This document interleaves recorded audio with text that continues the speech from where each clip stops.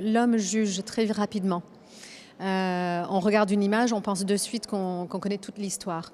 Je pense que si on regarde l'histoire de mon grand-père du début jusqu'à la fin, on voit cette évolution.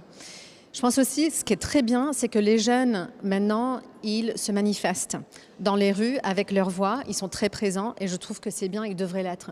Parce qu'ils devraient nous tenir responsables de nos actions. C'est ce qu'ils font avec Greta Thunberg. Hein. Eh bien, ils ont raison de le faire. Ils ont raison de dire, est-ce que vous vous battez suffisamment pour nous, pour notre futur ? Parce que si on ne le fait pas, on leur vole leur futur.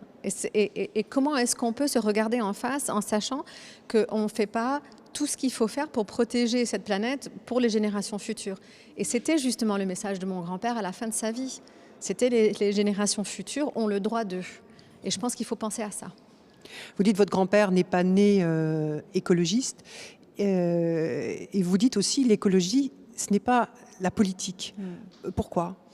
Moi, je pense que l'écologie ne devrait pas faire partie nécessairement de la politique dans le sens où c'est un droit humain. Et ce droit humain, c'est pas républicain, c'est pas démocrate, c'est pas le Parti vert. C'est la survie de l'homme sur cette planète, peu importe nos croyances autres et au-delà de ça. Parce que si on n'a pas suffisamment de ressources pour la prochaine génération, si on continue à polluer l'écosystème, c'est nous qui allons en souffrir. Peu importe notre religion, peu importe notre parti politique, c'est la survie humaine. Et on va voir de plus en plus de réfugiés environnementaux. Et ça se voit déjà. Qu'est-ce qu'on va faire? On va les repousser? On va les accueillir? Il faut y penser à ça aussi, parce que ça, c'est la survie humaine.